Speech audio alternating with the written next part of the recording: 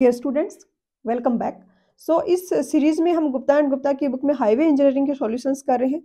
आज हम कवर करेंगे क्वेश्चन नंबर 201 से लेकर 240 तक। तो स्टार्ट करते हैं। नंबर 201 है, यहाँ पर दिया गया है कि ये 5 ऑप्शंस दिए गए हैं और हमसे पूछा आईआरसी गाइडलाइन के अकॉर्डिंग अगर हमें मॉइस्चर करेक्शन फैक्टर निकालना है क्ले सबग्रेड का बेंकलमैन बीम स्टडी मेथड के अकॉर्डिंग, तो हमें क्या क्या वैल्यूज की जरूरत पड़ेगी। तो सीजनल वेरिएशन फैक्टर भी बोला जाता है इसको और मॉइस्चर करेक्शन फैक्टर भी बोला जाता है। क्या होता है, कोशिश होती है कि जो रेनफॉल के बाद का मानसून के बाद का वाला जो ड्यूरेशन है उस टाइम डिफ्लेक्शंस मेजर किया जाए। लेकिन अगर ड्राई मंथ्स में हम डिफ्लेक्शंस मेजर कर रहे हैं तो वहाँ पर हमें करेक्शन अप्लाई करते हैं कुछ। और ये करेक्शन जो होता है इसके लिए हमें टेबल दी गई है। ये जो कोड है यहाँ पर IRC 81/1997 इसमें। और सॉइल्स को क्लासीफाई किया है प्लास्टिसिटी इंडेक्स के बेसिस पे। अगर 15 से कम है तो Sandy Gravely clay with low plasticity, वहीं पे क्ले विथ हाई प्लास्टिसिटी है तो पीए ग्रेटर देन 15 होगा। तो इन्होंने यहाँ पे बोला है कि क्ले सबग्रेड है बट हाई प्लास्टिसिटी का है, लो का हमें नहीं पता, तो हमें वो क्लासिफिकेशन चेक करना पड़ेगा पहले। तो हमें प्लास्टिसिटी इंडेक्स चाहिए होगी, उसके लिए हमें लिक्विड लिमिट और प्लास्टिक लिमिट चाहिए। उसके बाद यहाँ पर एनुअल रेनफॉल के बेसिस पे भी क्लासीफाई किया हुआ है। बेसिकली चार्ट है अलग अलग, उसके बेसिस पे हमको दिखा देती हूँ। यहाँ पे देखिए आप, ये चार्ट है, ये किसके लिए होगा जब पी आई लेस देन 15 है और एनुअल रेनफॉल है वो 1300 mm से ग्रेटर है। वहीं पे ये वाला ग्राफ हम यूज करेंगे, एनुअल रेनफॉल 1300 mm से कम है और पी आई है वो 15 से ग्रेटर है। तो हमें पी आई चाहिए और हमें एनुअल रेनफॉल चाहिए। तो पी आई के लिए लिक्विड लिमिट और प्लास्टिक लिमिट चाहिए और एनुअल रेनफॉल चाहिए। तो 1 to 4 ऑप्शन ए में दिए हैं, तो ये करेक्ट आंसर होगा। गुप्ता की बुक में आंसर ऑप्शन डी दिया गया है, बट मुझे लग रहा है टेम्परेचर ऑफ द सोइल की हमें ज़रूरत नहीं है। हमें जस्ट एनुअल एवरेज रेनफॉल चाहिए ताकि हम क्लासीफाई कर पाएँ कि कौन सी रेंज में होगा। ये दोनों में कैटेगरी में जाएगा। और दूसरा प्लास्टिसिटी इंडेक्स चाहिए, तो यहाँ पर ए है वो करेक्ट आंसर होगा मेरे अकॉर्डिंग। क्वेश्चन नंबर 202 में दिया है कि आईआरसी की लेटेस्ट गाइडलाइंस के अकॉर्डिंग फ्लेक्सिबल पेमेंट को जब हम डिजाइन करते हैं तो लोड पैरामीटर क्या लेते हैं। तो पहले जब डिजाइन किया जाता था तो लोड पैरामीटर लिया जाता था total number of commercial vehicles, but IRC 37 1985 ने मॉडिफाई करके रिवाइज करा गाइडलाइंस को और बताया कि क्यूमुलेटिव स्टैंडर्ड एक्सेल लोड हम यहाँ पर लेंगे डिजाइन पर्पज से, यानी नंबर ऑफ व्हीकल्स ना लेके हम एक्सेल लोड लेंगे। एक्सेल लोड क्या होता है, फॉर एग्जाम्पल ये कोई कार है तो इसमें इस टायर और इस टायर के बीच में इस तरीके से कनेक्टेड होगा और यहाँ से लेके यहाँ पे कनेक्टेड होगा, तो ये 2 एक्सेल हो गए। इसमें एक्सेल का स्टैंडर्ड वेट है वो होगा 8160 kg, मतलब एक एक्सेल है ये 8160 kg टोटल लोड बियर कर रही है। ये तब लेंगे जब number of vehicles 1500 commercial vehicles से ज्यादा है जिस रोड पे हम डिजाइन कर रहे हैं वहां पे। तो यहाँ पे आंसर ऑप्शन बी होगा। क्वेश्चन नंबर 203 में दिए है कि लोड स्ट्रेसेस ये हैं, रैपिंग स्ट्रेसेस ये हैं और फ्रिक्शन स्ट्रेसेस ये हैं। तो क्रिटिकल कॉम्बिनेशन क्या होगा स्ट्रेसेस का। क्रिटिकल कॉम्बिनेशन अगर होगा समर में, मिड डे में, और एज रीजन में स्ट्रेसेस मैक्सिमम होंगे। Load stresses plus warping stresses और फ्रिक्शन स्ट्रेसेस हैं वो यहाँ पर नेगेटिव होंगे। तो वैल्यूज रखोगे तो आंसर ऑप्शन सी आ जाएगा 490 न्यूटन पर mm²। क्वेश्चन नंबर 204 में दिया है कि एक व्हीकल है उस पर ब्रेक अप्लाई किए गए, उसके बाद 16 मीटर उसने डिस्टेंस कवर करी ब्रेक अप्लाई करने के बाद स्टॉप होने तक। एवरेज कोफिशिएंट जो डेवलप हुआ फ्रिक्शन का वो 0.4 है। तो यहाँ पर एक चीज तो आपको ये पता होना चाहिए कि जो एक्सेलेरेशन जो रिटार्डेशन होगा, नेगेटिव एक्सेलेरेशन होगा, वो होगा म्यू जी। तो म्यू यहाँ पे 0.4 है, इसको आप जी से मल्टीप्लाई करोगे तो आपको पास मिल जाएगा आपको नेगेटिव एक्सेलरेशन जो है वो। आपसे पूछा है कि स्किडिंग से पहले व्हीकल की स्पीड क्या थी, तो ये इक्वेशन लगाएंगे आप। यहाँ पे माइनस का साइन आ रहा है क्योंकि ए नेगेटिव है। इनिशियली कुछ वेलोसिटी यू थी जो कि हमें निकालनी है। अभी व्हीकल 16 मीटर की डिस्टेंस ट्रेवल करने के बाद कंप्लीटली स्टॉप हो गया है, तो वी आपका यहाँ पर हो गया 0। तो v 0 हो गया तो ये होगा u square minus 2 into 3.98 into 16। तो u इज इक्वल टू आ जाएगा ये, और यहाँ से इसको सोल्व करोगे तो 11.18 मीटर पर सेकंड ये वेलोसिटी आ गई। अब वेलोसिटी है मीटर पर सेकंड में, आंसर्स आपको दिए किलोमीटर पर आवर में, तो आपको कन्वर्ट करना पड़ेगा। तो आप 1000 से डिवाइड करोगे, 3600 से मल्टीप्लाई करोगे तो 40 किलोमीटर पर आवर सी आ जाएगा आंसर। क्वेश्चन नंबर 205 में दिया है कि 2 रोड है, 2 लेन है, 2 वे ट्रैफिक है, तो अनकंट्रोल्ड इंटरसेक्शन का है अगर है तो क्रॉसिंग पे कितने number of major conflict points होंगे। तो ए रोड भी 2 वे है, दूसरी रोड भी 2 वे है, ट्रैफिक भी दोनों रोड्स पे 2 वे है, तो इस केस में 24 नंबर ऑफ कॉन्फ्लिक्ट पॉइंट्स होंगे। यहाँ पर आंसर की मैं आई थिंक आंसर ए दिया है, बट इसका करेक्ट आंसर ऑप्शन बी होगा मेरे अकॉर्डिंग। क्वेश्चन नंबर 206 में दिया है कि रैपिड क्योरिंग कटबैक बिटुमिन है, यह प्रोड्यूस करने के लिए बिटुमिन को किसके साथ ब्लेंड किया जाता है? तो ये हम पहले भी कर चुके हैं डिस्कस कि रैपिड क्योरिंग होता है तो पेट्रोलियम डिस्टिलेट जैसे कि पेट्रोल, नेपुटीन, गैसोलीन ये सब होंगे। मीडियम क्योरिंग होगा तो केरोसिन या लाइट डीजल ऑयल होगा। और स्लो क्योरिंग होगा तो इसमें यहाँ पर ब्लेंडिंग की जाएगी high boiling point gas oil के साथ में, तो यहाँ पर पेट्रोल हो जाएगा आंसर। क्वेश्चन नंबर 207 में दिया है कि एक 2 लेन सिंगल कैरेज वे है, डिजाइन करना है 15 ईयर के डिजाइन लाइफ पीरियड के लिए। 2 way traffic intensity year of completion of construction में एक्सपेक्टेड है वो 2000 है, मतलब जब खत्म होगा रोड के कंस्ट्रक्शन का काम उस time 2000 commercial vehicles per day का ट्रैफिक है। अब ध्यान रहे यहाँ पे पर डे का है तो हम इसको 365 से मल्टीप्लाई करते हैं एनुअल ट्रैफिक के लिए। इसके बाद व्हीकल डैमेज फैक्टर दिया गया है 3, लैंड डिस्ट्रीब्यूशन फैक्टर दिया गया है 0.75, annual rate of traffic growth है वो 7.5% है। तो ये ट्रैफिक ये फॉर्मूला होता है एनएस का। सारी वैल्यूज आपको दे दी गई हैं, आप रख दोगे इसमें यहाँ पर। बट ये क्वेश्चन ऐसे क्वेश्चन है जो आप ऑब्जेक्टिव एग्जाम में नहीं कर सकते, तो मेरा तो एडवाइस है कि आप स्किप करो ऐसे क्वेश्चंस को जब प्रैक्टिस कर रहे हो तो भी, क्योंकि यहाँ पर रेज़ टू पावर n आ रहा है और ये कोई भी बिना कैलकुलेटर के सोल्व नहीं कर पाएगा। क्वेश्चन नंबर 208 में दिया है कि एक व्हीकल है उसको स्टॉप किया गया 2 सेकंड में, फुली जैम कर दिया गया ब्रेक्स को, स्किड हुआ वो 9.81 मीटर हुआ। स्किड क्या हुआ मतलब टायर घूम रहा था, कंप्लीटली टायर को स्टॉप कर दिया, जैम कर दिया। तो इसमें क्या होगा, ट्रैफिक इसको कंप्लीटली जैम कर दिया टायर को, तो उसके बाद स्किड करेगा, घूम तो पाएगा नहीं लेकिन अब इसमें मोमेंटम तो है तो ये स्किड करेगा और फिर जाके रुक जाएगा एक जगह पे। तो इस टाइप के क्वेश्चंस में क्या है, आपको ये इक्वेशंस लगानी है। एक तो ये इक्वेशन होती है, ये सेम क्वेश्चन हम पहले करके आए हैं, थोड़ा सा शॉर्ट में मैं यहाँ पर बता देती हूँ। ये 2 इक्वेशन आपको लगानी है। v क्या होगा, इनमें 0 होगा, u है वो अननोन है, आपको निकालना है। इसमें टाइम 2 सेकेंड है, इसमें डिस्टेंस दी गई 9.81 मीटर। आप यहाँ पे 2 इक्वेशंस हैं, 2 अननोन है a और u, ये दोनों निकाल सकते हो। a अगर आप निकालोगे तो a इज इक्वल टू होता है म्यू जी, तो ये a निकाल लिया तो म्यू भी निकाल सकते हो और सोल्व करोगे तो आंसर यहाँ पर ऑप्शन ए आ जाएगा। क्वेश्चन नंबर 209 में दिया है कि 2 मेजर रोड्स हैं, डिवाइडेड है ये कैरिजवे क्रॉसिंग से राइट एंगल पे, एक फुल क्लोवर लेफ्ट इंटरचेंज है, 4 इनडायरेक्ट रैम्प प्रोवाइडेड है यहाँ पर। तो कौन सा स्टेटमेंट यहाँ पर टर्निंग मोमेंट्स ऑफ व्हीकल के रिगार्डिंग इनकरेक्ट है, सॉरी करेक्ट है। तो ये होता है क्लोवर लीफ इंटरचेंज। पहले में दिया है कि merging from left is possible but diverging to left is not possible, तो ये इधर से हम जाएंगे, ये हमारा राइट साइड होगा, ये लेफ्ट साइड होगा।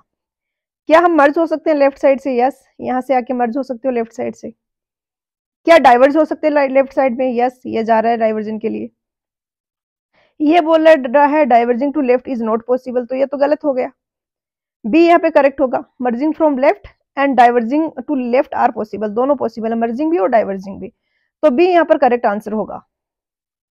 क्वेश्चन नंबर 210 में दिया है कि Marshall method of mix design में coarse aggregates, fine aggregates, fines और बिटुमिन, ये इनकी स्पेसिफिक ग्रेविटी है।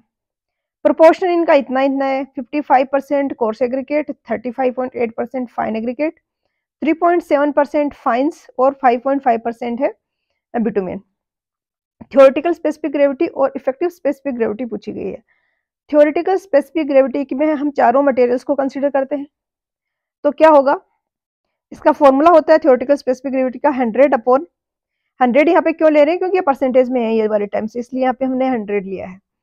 तो W1/G1 कोर्स एग्रीगेट का वेट कितना हमने लिया है डिवाइडेड बाय स्पेसिफिक ग्रेविटी, 35.8/2.7, 3.7/2.65, 5.5/1.01।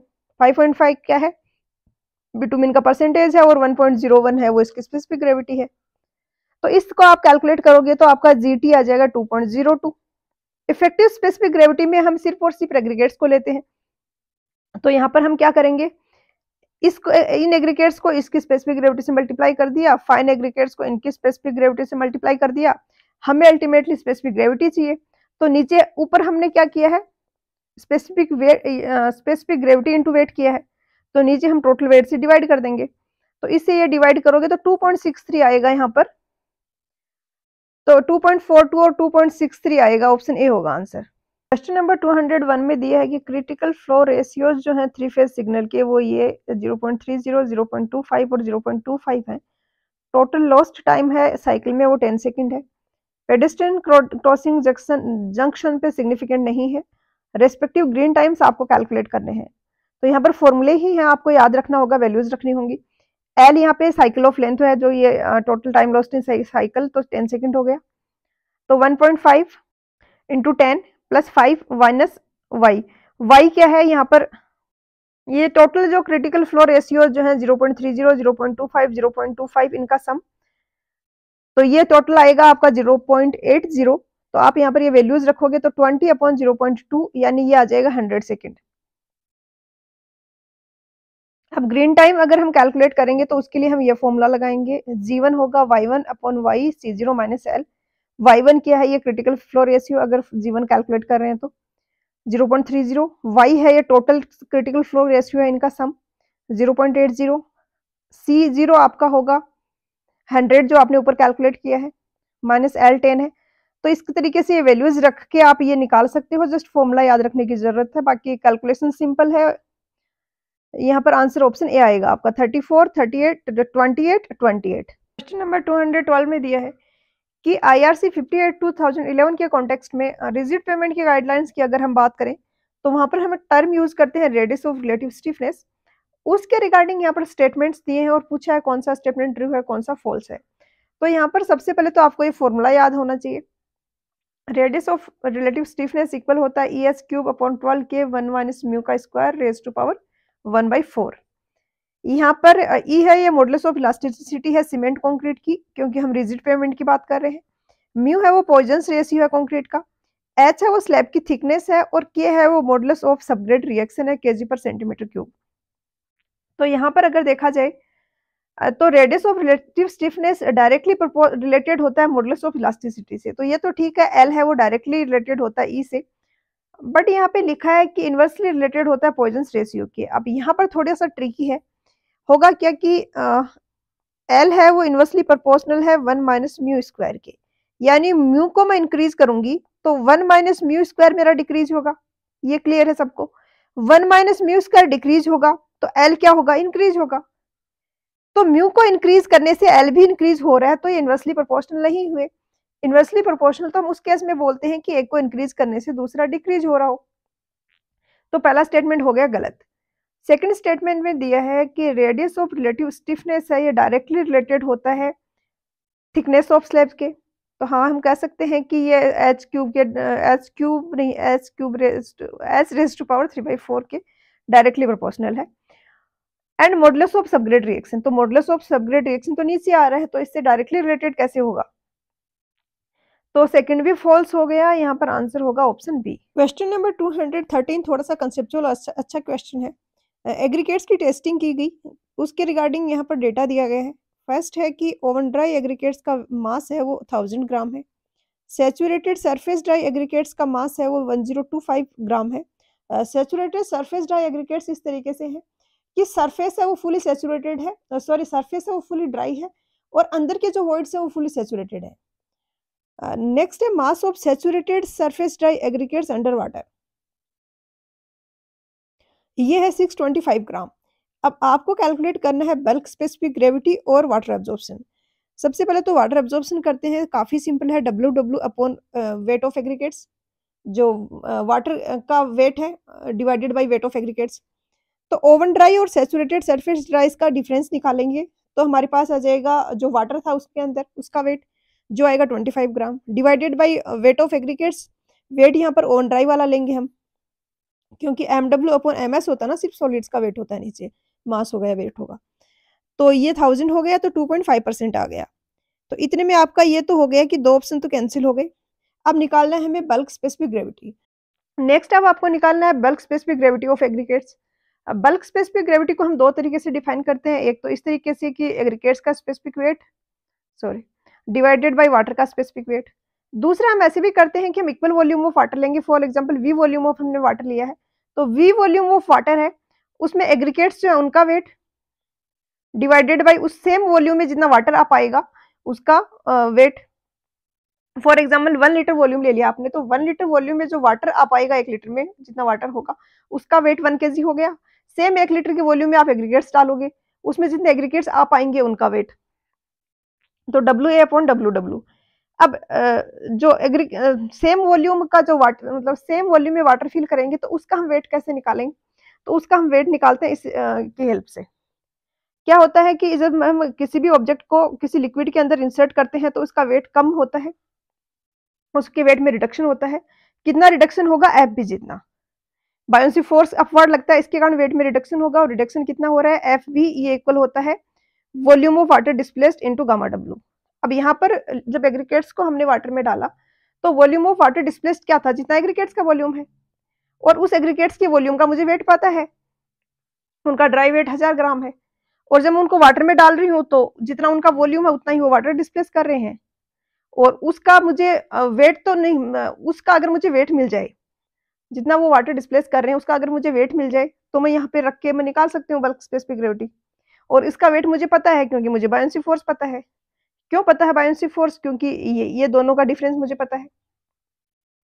तो सैचुरेटेड सरफेस ड्राई एग्रीगेट्स का ये है, और मास सैचुरेटेड सरफेस ड्राई एग्रीगेट्स का ये है, तो इनका डिफरेंस जो होगा वो आपका आएगा जो WW है, तो यहाँ पर G अब हो जाएगा 1000 डिवाइडेड बाई 400 यानी 2.5, तो 2.5 दोनों हो गए। आंसर यहाँ पर ऑप्शन ए होगा। क्वेश्चन नंबर 214 में दिया है कि दो कार्स हैं P और Q, मूव कर रही है एक रेसिंग ट्रैक में कंटिन्यूअसली 2 घंटे तक। कोई दूसरा व्हीकल नहीं है, हम यहाँ पे ये एज्यूम कर रहे हैं। एक्सप्रेशन है जो डिस्टेंस ट्रेवल की गई और टाइम के बीच में, वो इस तरीके से P के लिए और Q के लिए इस तरीके से है। यानी स्टार्टिंग के 1 आवर की अगर हम बात करें तो P जो डिस्टेंस ट्रेवल करेगा वो हमें निकालना है, तो 60 × 1 होगा। Q जो डिस्टेंस ट्रेवल करेगा वो निकालना है, तो 16 × 2 का स्क्वायर होगा।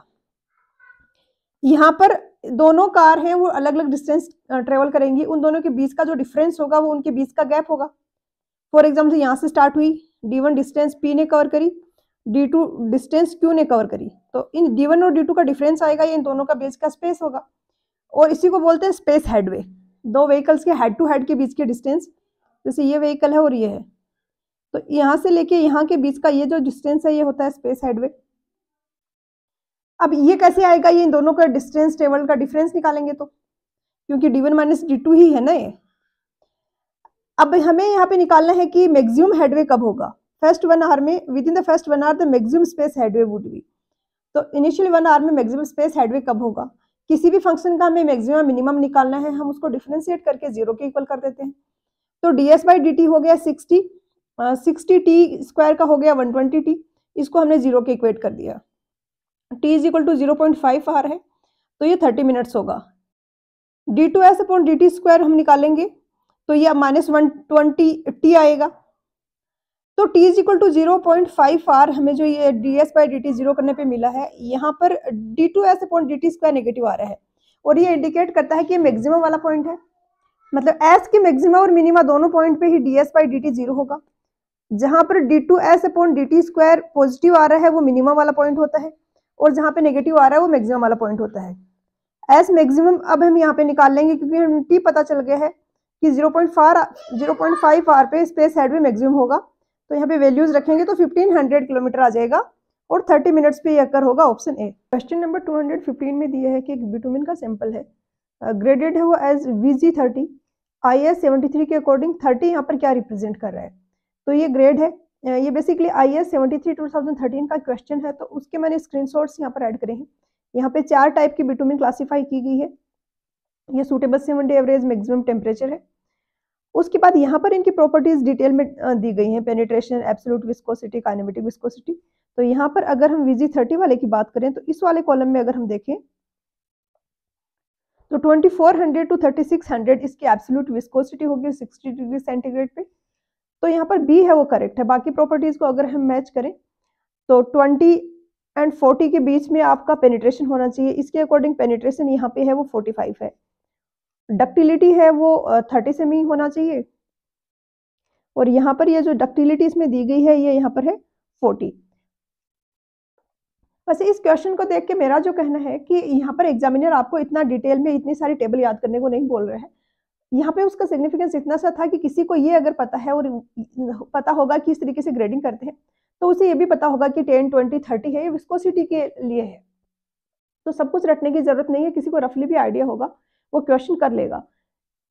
ये इस टाइप का वो ज्यादा टफ क्वेश्चंस भी बन सकता था जिसमें आपको पूरी टेबल याद करने की जरूरत पड़े, लेकिन उस टाइप का अगर एग्जामिनर को पूछना होता तो फिर यहाँ पर ऑप्शन ऐसे नहीं देता, वो यहाँ पर इस तरीके से ऑप्शन देता कि यहाँ पे 24 to 36, उसके बाद यहाँ पर ये वाली वैल्यू दे देता, एक ये वाली दे देता, तो फिर कह सकते थे कि पूरी टेबल आपको याद करने की जरूरत है। तो अभी यहाँ पे बी आंसर हो जाएगा। क्वेश्चन नंबर 216 में दिया है कि स्पीड डेंसिटी रिलेशनशिप है रोड सेक्शन में, वो इस तरीके से दी गई है, ये स्पीड है, यहाँ पे ये डेंसिटी है। तो फ्लो डेंसिटी रिलेशनशिप का ग्राफ कैसा बनेगा? तो एक तो स्टैंडर्ड जो केस है जो हमने पढ़ा था, जिसपे हमने क्वेश्चंस भी किए थे, उसमें स्पीड डेंसिटी की रिलेशन होती है और फिर फ्लो डेंसिटी की ऐसी वाली होती है और ये पैराबोलिक होता है। यहाँ पे आप देख पा रहे हो इक्वेशन थोड़ी सी डिफरेंट है, यहाँ पर तो लीनियर है लेकिन यहाँ पे है वो स्ट्रेट लाइन है। हमें पता है Q इक्वल टू KV होता है। इनिशियल वाले इस वाले पोर्शन में फर्स्ट ग्राफ बोल रही हूँ मैं, इसको सेकंड पार्ट बोल रही हूँ।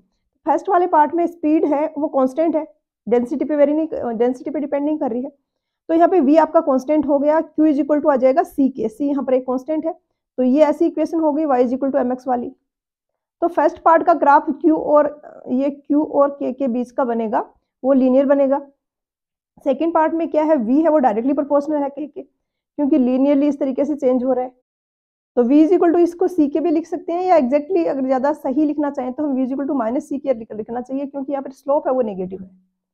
हालांकि इक्वेशन पैराबोलिक की होगी, उस पर फाइनल रिजल्ट पे कोई चेंज नहीं आएगा इसका। तो V equal to minus C के लिख सकते हैं हम इस इक्वेशन को, क्योंकि ये स्ट्रेट लाइन की इक्वेशन है और इसका स्लोप नेगेटिव है। अब again Q equal to KV वाले में अगर यहाँ पे मैं रिप्लेस कर दूं V को CK की फॉर्म में, तो ये Q है वो आ जाएगा CK स्क्वायर के, ये हम कह सकते हैं Q K स्क्वायर के प्रोपोर्शनल है। और ये इक्वेशन कैसी बनती है, parabolic, V square equal to 4AX type ये इक्वेशन बन रही है। तो यहाँ पर क्या होगा, initially linear then parabolic, C है वो करेक्ट आंसर होगा। नंबर 217 में दिया है कि एक वेल डिजाइंड सिग्नलाइज्ड इंटरसेक्शन है, उसका क्या मोटिव होगा?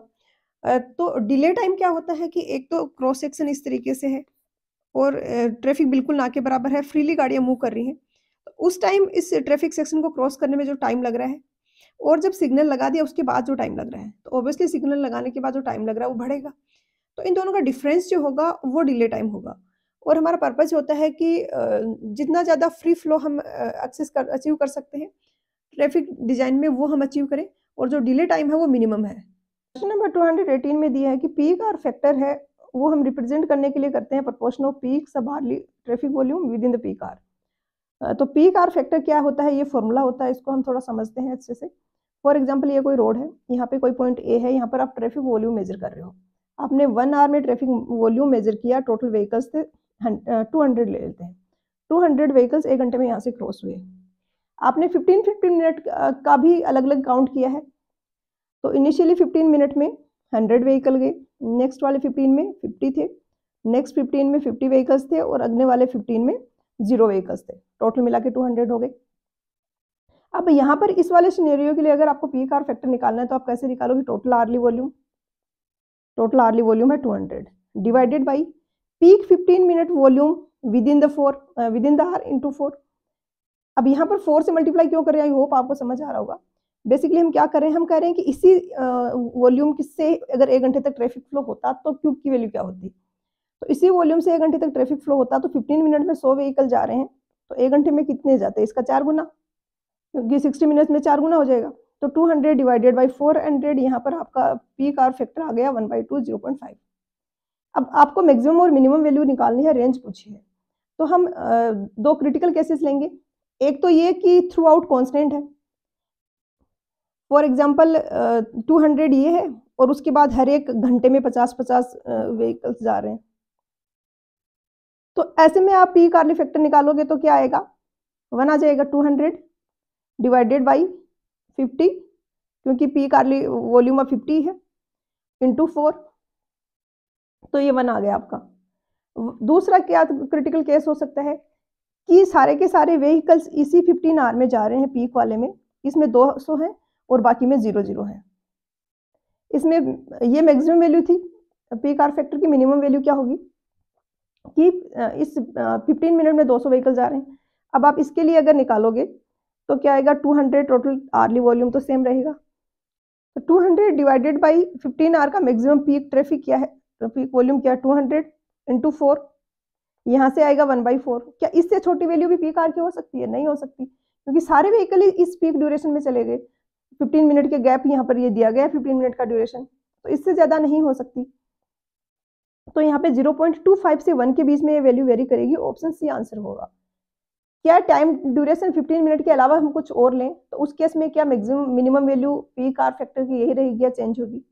फॉर एग्जाम्पल 10 मिनट्स का ड्यूरेशन के लिए आपसे पूछा गया है, तो फिर क्या करोगे आप उस टाइम? फिर आप ये मानोगे कि 10 मिनट्स के आपने ये मेजर करे हुए हैं और पीक वाले 10 मिनट में ट्रैफिक फ्लो वो 200 है, तो बाकी सारी चीज़ें तो सेम रहेंगी। टोटल आवर्ली वॉल्यूम 200 ही है, पीक वाला ट्रैफिक वॉल्यूम है वो 200 ही है, लेकिन अब आप यहाँ पे 4 के बजाय आप 6 से मल्टीप्लाई करोगे, क्योंकि 10 मिनट्स के 6 ड्यूरेशंस बन रहे हैं अब, तो उस केस में फैक्टर की वैल्यू 1/6 होगी। तो यहाँ पे सी आंसर हो गया। क्वेश्चन नंबर 219 में दी है कि IRC 37 2012 के अकॉर्डिंग सबग्रेड में रटिंग और इनफ्लेक्सिबल पेमेंट्स को कंट्रोल करने के लिए कौन सा पैरामीटर हम कंसिडर करते हैं? तो ये स्क्रीनशॉट ऐड किया मैंने इस कोड का, IRC 37 2012। इसमें दिया है कि टेंसाइल स्ट्रेन बॉटम पे बिटुमिनस लेयर के और vertical subgrade strain on the top of the subgrades, ये कन्वीनियंटली कंसिडर किए जाते हैं क्रिटिकल पैरामीटर्स पेमेंट डिजाइन के लिए, ताकि इसमें क्रैकिंग हो वो लिमिटेड हो, और रटिंग है बिटुमिनस लेयर्स में वो हम रोक पाएँ, उसका वो जो फेलियर है, वो एक डिफेक्ट है, वो ना आए। तो क्या क्या आया इसमें? Tensile strain at the bottom and the vertical strain on the top of the subgrade. तो यहाँ पर ऑप्शंस में अगर देखें तो vertical compressive strain on top of subgrade का ऑप्शन अवेलेबल है, तो यही आंसर हो जाएगा। क्वेश्चन नंबर 220 में दिया है कि इनिशियली कॉन्केविटी होती है लोड पेनिट्रेशन कर्व में सीबीआर टेस्ट में, तो ये किसके कारण होती है? तो ये क्वेश्चन अपने आप में काफ़ी सारी डिटेल्स इसमें इंक्लूडेड है जो कि आपको अच्छे से समझनी है, और काफ़ी ज़्यादा उस पर क्वेश्चन बन सकते हैं। नॉर्मली जो ग्राफ होता है वो ऐसा होता है, इसको हम क्या बोलेंगे, ऊपर से देखने पे कॉन्वेक्स दिख रहा है, लेकिन कुछ कुछ एरर आ जाती हैं कभी, जिसके कारण ग्राफ हो जाता है वो ऐसे कॉन्वेक्स हो जाता है। अब ये ऐसा है तो ऊपर से हम इसको देख रहे हैं, सॉरी कॉनकेव हो जाता है, तो ऊपर से इसको देख रहे हैं तो कॉनकेव शेप है। तो पहली बात तो ये होती है क्योंकि कुछ ना कुछ टेस्ट में मिस्टेक हुई है, गड़बड़ हुई है। दूसरा, हमें इसको फिर रेक्टिफाई भी करते हैं, जैसे कि इसमें अब ये वाला ग्राफ था ना, मैं रेड कलर से मार्क कर देती हूँ, ये कॉनकेव वाला था ना, तो इसको हम रेक्टिफाई करके करेक्टेड जो बनाते हैं वो इस तरीके से बनाते हैं कि यहाँ पे टेंजेंट बना के इसको इस लाइन से मिला दिया, और अब ये वाला जो ग्राफ है ये हमारा फाइनल ग्राफ है। अब यहाँ पर इन दोनों ग्राफ में अगर आप देखोगे तो जो मिस्टेक वाला, जो एरर के कारण जो हमारा कॉनकेव वाला ग्राफ आ रहा है, उसमें क्या होगा, सेम लोड के कोरस्पॉन्डिंग पेनिट्रेशन ज़्यादा होगा। जैसे कि ये मैं ले रही हूँ, आइडियली तो ये ग्राफ होना चाहिए इस तरीके से और ये पेनिट्रेशन होना चाहिए, लेकिन इसकी कॉनकेव शेप होने के कारण अब यहाँ पर ये पेनिट्रेशन हो रहा है, यानी सेम लोड के लिए हमें पेनिट्रेशन मिल रहा है वो ज़्यादा मिल रहा है। रीज़न क्या होता है इसके पीछे? फॉर एग्जाम्पल, आपने जो प्लंजर रखा है वो सीधा नहीं रखा है, आपका प्लंजर ऐसा है, ये सोयल सरफेस है, तो पेनिट्रेशन इनिशियली होगा तो क्या होगा, एक कोना ही अंदर जा रहा है, कॉर्नर ही अंदर जा रहा है, पूरा का पूरा प्लंजर अंदर नहीं जा रहा है, इस वजह से रेजिस्टेंस हमें कम मिलेगा और सेम लोड पे पेनिट्रेशन ज़्यादा होगा। या फिर इसका रीज़न ये भी हो सकता है कि आपने सैंपल सही से नहीं रखा हो, फॉर एग्जाम्पल सैंपल ऐसे टेढ़ा रखा है और उस केस में प्लंजर अपनी जगह सही है, ये वर्टिकल है बिल्कुल, लेकिन सैंपल हॉरिजॉन्टल नहीं है, ये इंक्लाइंड है, तो उस केस में भी पूरा का पूरा प्लंजर इंसर्ट नहीं होगा। या फिर टॉप सरफेस है वो बहुत ही ज़्यादा सॉफ्ट है किसी कारण से, तो उस वजह से भी इनिशियली है वो रेजिस्टेंस काफ़ी कम मिलेगा और सेम लोड पे पेनिट्रेशन ज़्यादा होगा। तो अनइवन टॉप सरफेस भी होगा। अनइवन टॉप सरफेस क्या हो गया, हॉरिजॉन्टल नहीं रखा, या फिर फॉर एग्जांपल टॉप सरफेस ऐसी है, टॉप सरफेस ऐसी है कुछ इस तरीके से कि प्लेन नहीं है जहाँ पे प्लंजर इंसर्ट हो रहा है। इंक्लाइंड पेनिट्रेशन होगा अगर प्लंजर का, तो भी मैंने बता दिया, सॉफ्ट टॉप लेयर है तो भी, but high impact at start of loading है वो इसका रीजन नहीं हो सकता, तो बी करेक्ट आंसर होगा। पर 221 में दिया है कि एक कार है वो स्लो मूविंग ट्रक को फॉलो कर रहा है, ट्रक 10 मीटर पर सेकंड की स्पीड से चल रहा था, 2 लेन 2A हाईवे है, कार ने अपनी स्पीड रिड्यूस करी, 10 मीटर पर सेकंड की स्पीड से ट्रक के पीछे पीछे चला, 16 मीटर की डिस्टेंस मेंटेन करते हुए, क्लियर गैप जहाँ पे मिला अपोजिट स्ट्रीम में जहाँ पर ट्रैफिक नहीं आ रहा था, उसने एक्सलेरेट किया 4 मीटर पर सेकंड स्क्वायर की एक्सलेशन से, और अपने ओरिजिनल लेन में आया गया जब मिनिमम डिस्टेंस थी वो 16 रही। फॉर एग्जांपल ऐसे तो ये थे ट्रक, इसके पीछे चल रही थी कार।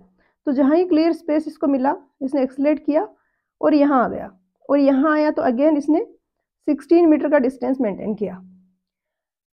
तो यहाँ पर आपसे पूछा गया है टोटल डिस्टेंस कितनी कवर करी कार ने ड्यूरिंग द पीरियड। तो यहाँ पर इसकी वेलोसिटी मान लिया कि वीबी है ट्रक की, तो टी टाइम ड्यूरेशन लगा ओवरटेक करने के पूरे प्रोसेस में, कार को यहाँ से लेके यहाँ आने में। तो उस टी ड्यूरेशन में ये तो कांस्टेंट 10 मीटर पर सेकंड की स्पीड से चल रहा था। तो इसने कितनी डिस्टेंस ट्रेवल करी, इसने जो डिस्टेंस ट्रेवल करी वो होगी वीबी टी। अब इस कार ने कितनी डिस्टेंस ट्रेवल करी, जो इसने वीबी टी करी प्लस 16 मीटर ये वाली एक्स्ट्रा और 16 मीटर यहाँ पे ये पीछे चल रहा था तो वो इसने ओवरटेक किया। तो 2s हो गया, यहाँ पर s 16 मीटर है। अब मगर ट्रक है जो पहले वीबी की स्पीड से चल रहा था 10 मीटर पर सेकंड से, अब एक्सलेट हो गया है। तो अब इसकी अगर मैं डिस्टेंस ट्रेवल निकालूं टी टाइम में तो वो होगी VB T plus half A T square. तो ये इस तरीके से निकाला और इनको इक्वेट कर दिया। तो यहाँ से आपके पास टी आ गया 4s/a। अब ये चाहे तो आप डायरेक्टली भी फॉर्मूला याद रख सकते हैं अगर आपको ये कॉम्प्लिकेटेड लग रहा है तो। यहाँ से हमने एस और ए की वैल्यू रख के टी निकाल लिया। 4 सेकंड का टाइम लगा ओवरटेक करने के पूरे प्रोसेस में। अब ये इक्वेशन लगा के मैं डिस्टेंस निकाल सकती हूँ, काफ़ी सिंपल है। तो 10 × 4 प्लस हाफ × 4 × 4 का स्क्वायर सोल्व करोगे तो 72 मीटर आ जाएगा, ऑप्शन बी।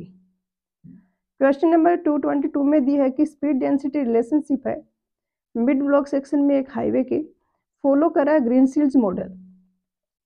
तो फ्री फ्लो स्पीड अगर वीएफ है, जैम डेंसिटी केजी है, तो मैक्सिमम फ्लो ऑब्जर्व क्या होगा। इसको हम काफी बार डिस्कस कर चुके हैं, वापस से मैं एक्सप्लेन नहीं कर रही हूँ, सी होगा आंसर।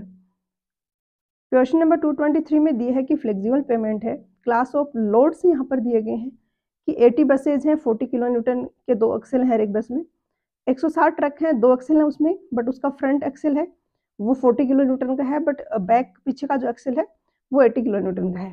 बेसिकली जो व्हीकल लोड कैरी कर रहा है उसको रोड पे ट्रांसफर करता है तो टायर्स के थ्रू करता है। अब 2 टायर्स कनेक्टेड होते हैं एक एक्सेल से। तो यहाँ पर पूछा जो गया है equivalent standard axle load repetitions. तो इक्विवेलेंट स्टैंडर्ड लोड क्या होता है कि हम 8 किलो न्यूटन की एक एक्सेल लेते हैं, स्टैंडर्ड एक्सेल। तो जो उससे कम या ज़्यादा के लोड वाली एक्सेल है उनको हम कन्वर्ट कर लेते हैं 80 किलो न्यूटन की एक्सेल की फॉर्म में। तो कैसे करते हैं, 4 किलो न्यूटन की एक बस में 2 एक्सेल थी, तो 80 बसेज में टोटल यहाँ पे हो गई 160। उसके बाद 160 ट्रक में यहाँ पे 40 किलो न्यूटन की 160 और 80 किलो न्यूटन की 160। टोटल अगर आप 4 किलो न्यूटन वाली ये 160 और ये वाली 160 इनको अगर हम कंबाइंड करें तो ये 320 आ गया 4 किलो न्यूटन वाली एक्सेल का, और 8 किलो न्यूटन वाली का 160 हो गया। अब हमें इनको कन्वर्ट करना पड़ेगा स्टैंडर्ड एक्सेल की फॉर्म में। तो यहाँ पर 4th पावर लॉ एप्लीकेबल होता है। तो NS इक्वल होगा N1 × L1/LS।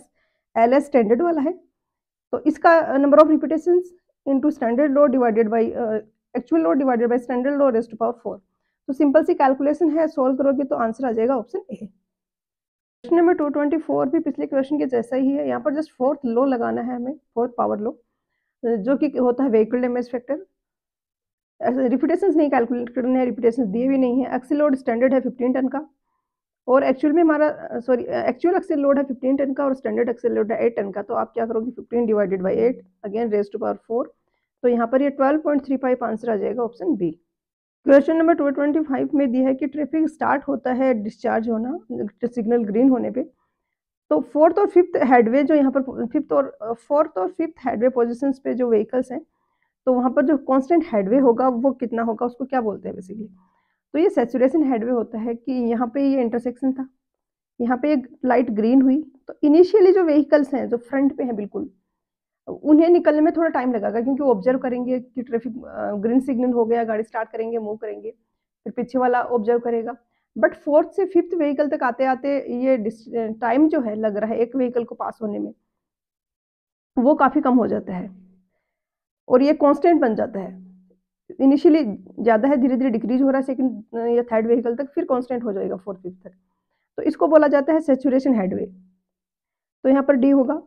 Discharge headway basically कोई भी 2 सक्सेसिव व्हीकल्स है उनके बीच का जो वहाँ पे टाइम लग रहा है वो है। और हेडवे क्या होता है, दो तरीके से हम डिफाइन कर सकते हैं। एक टाइम हेडवे कि दो व्हीकल हेड टू हेड, मतलब ये एक व्हीकल है, ये दूसरा व्हीकल है, यहाँ से आप देख रहे हो तो इसका हेड पास हुआ और पीछे वाले का हेड पास हुआ, उनके बीच में जो टाइम लगा वो टाइम हेडवे होता है। इसी तरीके से स्पेस हेडवे भी होता है कि इसके हेड और इस हेड के बीच का इस तरीके से हम गैप निकाल लें। तो यहाँ पर डी आ जाएगा आंसर। क्वेश्चन नंबर 26 में दिया है कि 24 आवर ट्रैफिक काउंट है एक रोड सेक्शन पे, वो ऑब्जर्व किया गया 1000 व्हीकल ट्यूसडे के मंथ में, ट्यूसडे के दिन में, जुलाई के मंथ में। डेली एडजस्टमेंट फैक्टर ट्यूसडे का 1.121 है, जुलाई का 0.913 है। तो यहाँ पर तो जस्ट फैक्टर्स को आपको मल्टीप्लाई कर देना है एनुअल एवरेज डेली ट्रैफिक के लिए। तो 1000 इंटू 1.21 इंटू 0.913, तो इसको सोल्व करने पे आंसर यहाँ पर ऑप्शन सी आ जाएगा। क्वेश्चन नंबर 227 में दिया है कि फ्लो डेंसिटी रिलेशनशिप है ट्रैफिक ऑन ए हाईवे, वो इस तरीके से दिया गया है। तो ये फ्लो है, ये डेंसिटी है, यहाँ पर एक्स एक्सिस पे डेंसिटी है, वाई एक्सिस पे फ्लो है। तो स्पीड और डेंसिटी का आपसे ग्राफ पूछा है। स्टैंडर्ड जो हमारे पास केस होता था ग्रीनफील्ड मॉडल, उसमें ऐसा होता था रिलेशन, तो स्पीड डेंसिटी का ऐसा आता था। अब यहाँ पे क्या हो रहा है हमें देखना पड़ेगा ग्राफ के अकॉर्डिंग। पहले में क्या हो रहा है, ये इस तरीके से पॉजिटिव स्लोप की एक स्ट्रेट लाइन है, तो हम यहाँ पे लिख सकते हैं इसको, और ये 0 से भी पास हो रही है, तो y is equal to mx लिख सकते हैं इसको। तो यहाँ से आ जाएगा q is equal to kv, m slope है, कांस्टेंट है, यानी k कांस्टेंट है, सॉरी v कांस्टेंट है, क्योंकि k तो डेंसिटी है ना जो x एक्सिस पे हमने लिया है, तो x तो k होगा, v जो है वो मल्टीप्लाई में कर रहे हैं वो कांस्टेंट होगा। तो इनिशियली तो ग्राफ जाएगा वो ऐसा जाएगा, एक हॉरिजॉन्टल लाइन। उसके बाद सेकंड पार्ट का, इस वाले का अगर हम ग्राफ देखते हैं तो यहाँ पर नेगेटिव स्लोप की एक लाइन है जो कि 0 से पास नहीं हो रही ओरिजिन से, तो इसकी इक्वेशन होगी y is equal to minus M X plus C. X की जगह आप k लिख दीजिए और y की जगह q लिख दीजिए, तो ये इक्वेशन आ गई। और हमें पता है q is equal to kv होता है, तो हम यहाँ पे q को kv से रिप्लेस कर सकते हैं, और हमारे पास v और k के बीच में रिलेशन आ जाएगा ऐसा। और ये रिलेशन होता है एक हाइपरबोला का, जो कि इस तरीके से प्लॉट होता है। तो यहाँ पर आंसर है वो ऑप्शन सी आ जाएगा। क्वेश्चन नंबर 228 है 3 फेज सिग्नल सिस्टम के बारे में। इसमें यहाँ पे दिया है कि एक डिजाइन किया गया 3 phase signal system 4 leg intersection के लिए। क्रिटिकल फ्लो रेशियो यहाँ पर ये है, टोटल लॉस टाइम है हर एक फेज का वो 2 सेकंड है। तो वेबस्टर फॉर्मूला के अकॉर्डिंग ऑप्टिमल साइकिल लेंथ क्या होनी चाहिए। तो यहाँ पर तो आपको जस्ट ये फॉर्मूला याद रखना और इसको अप्लाई करना है।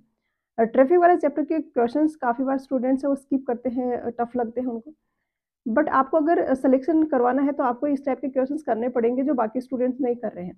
जैसे ज्योमेट्रिक डिजाइन वाला इजी होता है और काफ़ी सारे स्टूडेंट्स कर लेते हैं, क्योंकि उसमें काफ़ी सारी चीज़ें कंसेप्ट के साथ भी हो जाती है, रटने का कम रहता है। बट यहाँ पर आपको फॉर्मूलेज याद रखने पड़ेंगे, बट इतना मुश्किल नहीं है, जस्ट ये फॉर्मूला है। यहाँ पे सबसे पहले तो हमने क्या किया, एल यहाँ पे दिया गया है आपको, ईच में 2 सेकेंड है, तो टोटल लॉस टाइम 6 सेकेंड हो गया।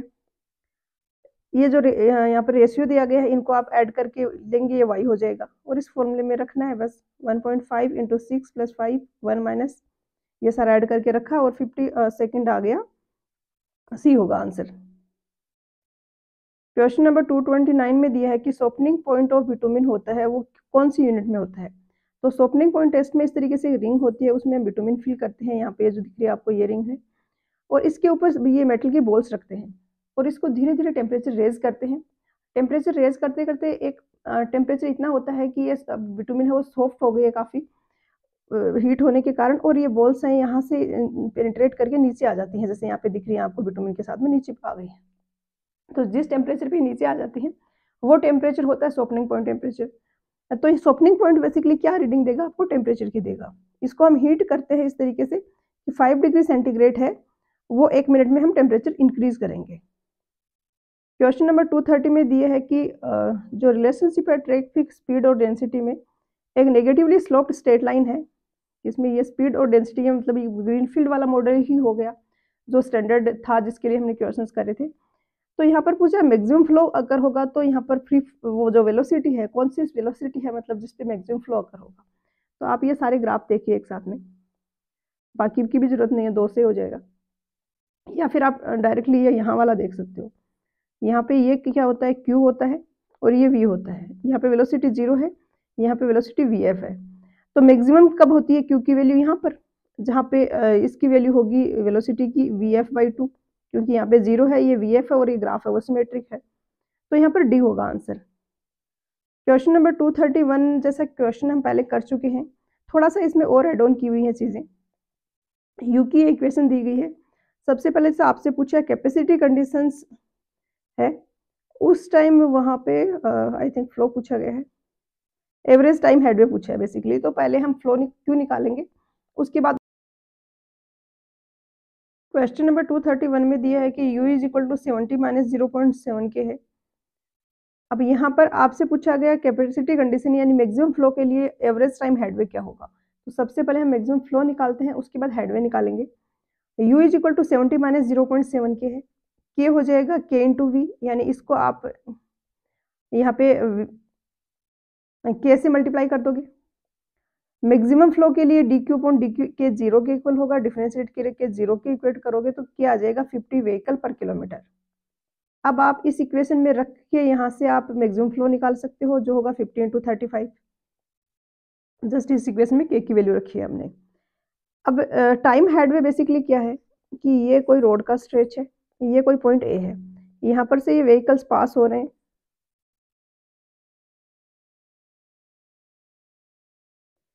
अब ये व्हीकल पास हुआ, ये 1 है, ये 1 2 3 4, फर्स्ट वाला व्हीकल का हेड यहाँ से पास हुआ और सेकंड वाले का पास हुआ, उसके बीच में जो टाइम लग रहा है वो टी है। स्टैंडर्ड कंडीशंस के लिए हम एक कैलकुलेशंस वगैरह करते हैं तो मानते हैं कि पूरे रोड पे इक्वल स्पेसिंग पे गाड़ियां हैं यहाँ पर। अब टी अगर टाइम हेडवे है यानी दो व्हीकल जो सक्सेसिव व्हीकल्स हैं वो निकल रहे हैं, तो उनके बीच में जो टाइम लग रहा है वो टी है, तो टी टाइम हेडवे हो गया। तो मैं क्यू जो मैक्सिमम फ्लो है, for example 300 vehicle per hour है फ्लो, तो उसको मैं इस तरीके से लिख सकती हूँ कि 1 घंटे में 3600 सेकेंड्स होंगी। तो टी टाइम ड्यूरेशन में एक व्हीकल लग रहा है, निकल रहा है, तो 1 घंटे में कितने लिख लेंगे 3600 डिवाइडेड बाई टी, और इसकी वैल्यू मैंने अभी यहाँ से निकाली है 50 इंटू 35, तो मैं इसके इक्वेट कर दूंगी।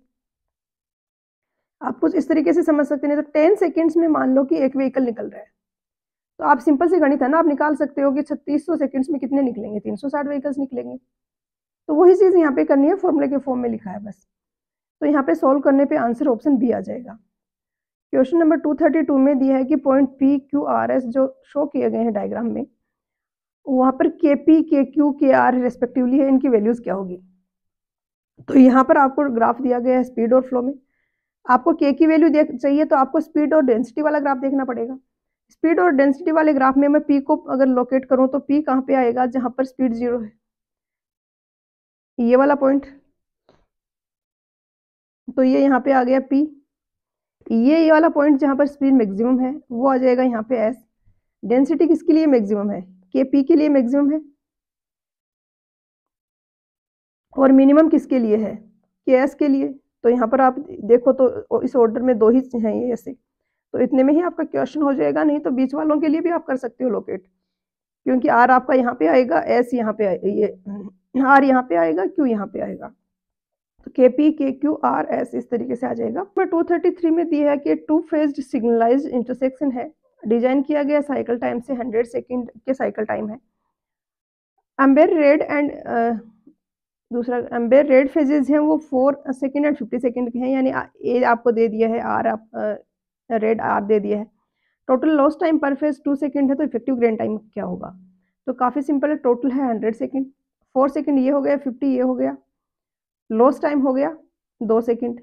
तो सबसे पहले तो आप ग्रीन निकालोगे, 100 सेकेंड का ड्यूरेशन है, तो 4 सेकेंड के लिए एम्बर था, 50 सेकेंड के लिए रेड था, तो बचा हुआ टाइम में ग्रीन हो जाएगा। तो ये तो ग्रीन आ गया 40 सेकेंड, बट ये इफेक्टिव ग्रीन नहीं है। तो इफेक्टिव ग्रीन निकालने के लिए हम इसमें ए ऐड करेंगे और लॉस टाइम घटा देंगे, क्योंकि एम्बर जब है उस टाइम भी अगर पेडेस्ट्रियन वगैरह नहीं है तो व्हीकल मूव कर सकता है, उस टाइम को यूज कर सकता है। तो 46 + 4 लॉस टाइम घटा देंगे तो 48 सेकेंड आ जाएगा, आंसर ऑप्शन सी आ जाएगा, डी नहीं सी होगा। 234 में दिया है कि व्हीकल काउंट जो ऑब्टेन किया गया 10 मिनट्स के इंटरवल में, वो इस तरीके से है। इनिशियल 10 मिनट में 10 व्हीकल थे, नेक्स्ट 10 to 20 में 11 व्हीकल थे, 20 to 30 में 12 व्हीकल्स थे। तो पीक आवर्ली फैक्टर आपसे यहाँ पे पूछा गया है, तो पीक आवर फैक्टर क्या होगा, ऊपर तो आएगा टोटल वॉल्यूम इन सब का सम करके जो कि होगा 72, नीचे आएगा कि पीक आवर जो है, पीक आवर कौन सा, ये वाला, मतलब पीक ड्यूरेशन जिसमें मैक्सिमम ट्रैफिक फ्लो हो रहा है, इसके बेसिस पे अगर पूरे 60 मिनट्स तक फ्लो होता तो फ्लो क्या होता। तो 15 व्हीकल जा रहे हैं 10 मिनट में, तो 1 घंटे में इसी तरीके से जाते तो कितने व्हीकल जाते? 60 मिनट डिवाइडेड बाई 10, तो 72 डिवाइडेड बाई 90, और इसको सोल्व करने पर 0.8 आ जाएगा। तो फॉर्मूला रखने की जरूरत नहीं है, यहाँ पर डायरेक्टली कंसेप्ट पता हो तो आप निकाल सकते हो। क्वेश्चन नंबर 235 है। यहाँ पर दिया गया ट्रैफिक स्पीड में v स्पेस मीन स्पीड है, k डेंसिटी है, q फ्लो है, vf फ्री फ्लो स्पीड है और kj है वो जैम डेंसिटी है।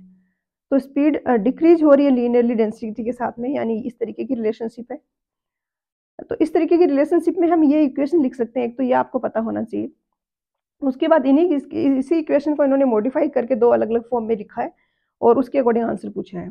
तो ये दिख रहा है आपको, सिंपल सी चीज़ है, हम इस तरीके से लिख सकते हैं इसको। vf को हमने अंदर मल्टीप्लाई कर दिया, q इज इक्वल टू हमें पता है vk होता है, तो हमने v की वैल्यू यहाँ से रख दी, इस v की वैल्यू लेके आए यहाँ से रख दी और k से मल्टीप्लाई करा, तो ये एक इक्वेशन आ गई। और vf k minus vf upon kj square, ये सेकंड वाली आ गई। बट अभी भी क्वेश्चन नहीं हुआ, हमारे 3 ऑप्शन है हमारे पास ऐसे, जिसमें सेकंड वाली इक्वेशन है। तो हम आगे इसको फर्दर मॉडिफाई करते हैं, q is equal to k v, v is equal to q upon v। तो यहाँ पर हम अब इसको k को लिख सकते हैं q अपॉन v, इसके के स्क्वायर को लिख सकते हैं q square upon v square. इसको हमने फर्दर किया इस तरीके से मॉडिफाई, तो q से डिवाइड करा तो यहाँ क्या आ गया, यहाँ 1 आ गया, यहाँ पर q कैंसिल हो गया, यहाँ पे q स्क्वायर था तो एक q आ गया। इसके बाद हम क्या कर रहे हैं कि इस वाली टर्म को एक साइड ले जा रहे हैं, इस वाली टर्म को इधर ले गए, 1 को इधर ले आए, तो ये इक्वेशन बनी है हमारे पास।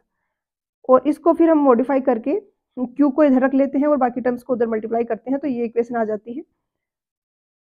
और इसको फिर अगेन हम अंदर मल्टीप्लाई करेंगे तो ये इक्वेशन आ जाती है। तो थोड़ा सा प्रैक्टिस की ज़रूरत है, यहाँ पर वो मैथमेटिकल स्टेप्स हैं जैसे डेरिवेशन में होते हैं, बाकी कोई मुश्किल चीज़ नहीं है। तो यहाँ पर डी है वो करेक्ट आंसर आ जाएगा, 2 और 4। क्वेश्चन नंबर 236 में दिया है कि सिंगल लेन हाईवे है, ट्रैफिक डेंसिटी 40 व्हीकल्स पर किलोमीटर है, टाइम मीन स्पीड है वो 40 है, 5 किलोमीटर पर आवर है, स्पेस मीन स्पीड है वो 30 किलोमीटर पर आवर है। तो टाइम हेडवे पूछा गया, एवरेज हेडवे पूछा है, ये नहीं बोला है कि टाइम हेडवे है, बट सेकंड्स में पूछा है, यानी हमें पता है टाइम हेडवे पूछा है। तो इसका हम पहले भी इक्वेशन कर चुके हैं। सबसे पहले तो यहाँ पर हमें क्यू निकालना होगा, क्यू होता है k इंटू वी, के यहाँ पर डेंसिटी आपकी है 40, वी यहाँ पर ये लेंगे, ये स्पेस मीन स्पीड होती है, ये आपको पता होना चाहिए, अभी तक अगर नहीं पता था आप इसको याद रखेंगे कि स्पेस मीन स्पीड हम यहाँ पर लेते हैं। स्पेस मीन स्पीड क्या होती है किसी व्हीकल की, ये एक पॉइंट ए, ये दूसरा पॉइंट है बी, ये गाड़ी एक ए शहर से बी दूसरी सिटी में जा रही है, यहाँ पर 100 किलोमीटर इनके बीच की डिस्टेंस थी, ये डिस्टेंस इसने 1 आवर में कवर करी, बीच में ये कहीं रुका भी, मतलब स्टॉपेज नहीं लिया होगा, स्लो किया होगा गाड़ी को, एक्सलेट किया होगा, यूनिफॉर्म ऑब्वियसली नहीं रही होगी स्पीड, अगर आप एक्चुअल ट्रैफिक में देखोगे तो यहाँ पर अगर मैं इसकी स्पेस मीन स्पीड निकालनी होगी मुझे, तो total distance divided by total time, तो 100 किलोमीटर पर आवर की इसकी स्पेस मीन स्पीड हो गई ए और बी के बीच में। तो के यहाँ पे और आपका 40 हो गया, स्पेस मीन स्पीड आपको लेनी है, टाइम मीन स्पीड नहीं लेनी है, तो 30 लोगे आप, तो ये आपका आ गया 1200 व्हीकल्स पर आवर। अब यहाँ पर एक चीज़ आपको पता होना चाहिए कि टाइम हेडवे TH है, यानी फॉर एग्जांपल मैथमेटिकल तरीके से समझते हैं कि 10 सेकंड में एक व्हीकल निकल रहा है, तो 1 घंटे में कितने निकलेंगे, 3600 सेकंड होंगे 1 घंटे में, 10 सेकंड में एक निकल रहा है, तो 3600 डिवाइडेड बाई 10, 360 व्हीकल्स निकलेंगे। तो हम क्यू को इस तरीके से लिखते हैं, ये आपको पता होना चाहिए, 3600 अपॉन टाइम हेडवे, और क्यू हमारे पास है 1200, तो बस सिर्फ TH ही तो नहीं पता आपको, तो ए आ गया आंसर, यहाँ पे कैलकुलेट करोगे तो 3 सेकंड। क्वेश्चन नंबर 237 लेंदी सा क्वेश्चन है ट्रैफिक वाले चैप्टर का। इसमें यहाँ पर इंटरसेक्शन है, ये 504 ट्रैफिक है, 440 व्हीकल्स यहाँ पर हैं, ये 396 व्हीकल्स इधर जा रहे हैं और 360 इधर से इधर जा रहे हैं। तो क्वेश्चन भी काफ़ी लेंदी है, तो हम नेक्स्ट पेज पे करते हैं। सो यहाँ पे हम C0 हमें निकालना है, तो फ्लो ओवर लेन ए और बी में क्या होगा, हम एक में भी मैक्सिमम वाला लेंगे और बी में भी मैक्सिमम वाला लेंगे। इस लेन का मैक्सिमम व्हीकल जो फ्लो है वो 504 व्हीकल हो जाएगा, इस वाले का हो जाएगा 396। उसके बाद सैचुरेशन फ्लो लेन ए और लेन बी का हम निकालेंगे, सॉरी जो दिया गया है वो लेंगे, जो 1800 दिया गया है। अब y निकालेंगे, Y A upon Y B, Y ये है Q A upon S A, ये है Q B upon S B. तो 504 डिवाइडेड बाई सैचुरेशन वाला flow, this divided by saturation वाला फ्लो, तो ये y यहाँ से आपका 1/2 आ गया, जिसको आप इस फॉर्मूले में रखोगे लॉस्ट टाइम क्वेश्चन में आई थिंक दे दिया गया है आपको, यहाँ पे दिया हुआ है ये 9 सेकंड, तो आपको जस्ट ये फॉर्मूले में वैल्यूज रखनी है, आंसर 37 सेकंड हो जाएगा। नंबर 238 में दिया है कि जो डिफ्लेक्शन है वो हमें निकालना है। फ्लेक्सिबल पेमेंट में व्हील लोड है वो 40 किलो न्यूटन है, टायर प्रेशर है वो 0.5 मेगा पास्कल है, ई की वैल्यू पेमेंट और सबग्रेड के लिए 20 मेगा पास्कल है। तो ये फॉर्मूला होता है डेल्टा का, यहाँ पर आपको ए की जरूरत पड़ेगी, रेडियस ऑफ कॉन्टेक्ट एरिया। तो व्हील लोड दिया है, टायर प्रेशर दिया है, तो आप एरिया निकाल सकते हो, लोड अपॉन एरिया। यहाँ पे ए है रेडियस ऑफ कॉन्टेक्ट एरिया है, तो पाई ए स्क्वायर को आप इक्वेट कर दोगे इसको। कैलकुलेटिव है और ऑप्शंस इतने नजदीक हैं कि एग्जाम पॉइंट ऑफ व्यू से मुझे लग रहा है कि डिफिकल्ट है थोड़ा करना। तो यहाँ पे ए निकाल लोगे आप इस तरीके से इसको इक्वेट करके, ए आ गया आपका। अब तो वैल्यूज रख सकते हो आप, सब कुछ पता है, 1.5 इंटू 0.5 मेगा पास्कल जो प्रेशर है, इंटू ए रेडियस हो गई, डिवाइडेड बाई ई जो है यहाँ पर सबग्रेड का वो दिया गया आपको 20 मेगा पास्कल, और इसको सोल्व करोगे तो 6 mm आएगा, answer option D. Question number 239 में दिया है कि फ्लेक्सिबल पेमेंट में वर्टिकल कौन सा स्टेटमेंट करेक्ट है फ्लेक्सिबल पेमेंट के regarding? Vertical compressive stress decreases with depth of the layer, vertical compressive stress maximum at the lowest layer. तो यहाँ पर वेस्टगार्ड का हमने सोइल में स्टडी करा था, सोइल में देखा होगा आपने वो फॉर्मूला कि जो स्ट्रेस होता है वो प्रोपोर्शनल होता है जेड स्क्वायर 1/z स्क्वायर के प्रोपोर्शनल होता है। तो मतलब जैसे जैसे हम नीचे जाएंगे स्ट्रेस है वो घटता जाएगा, क्योंकि जेड की वैल्यू यहाँ पे बढ़ रही है।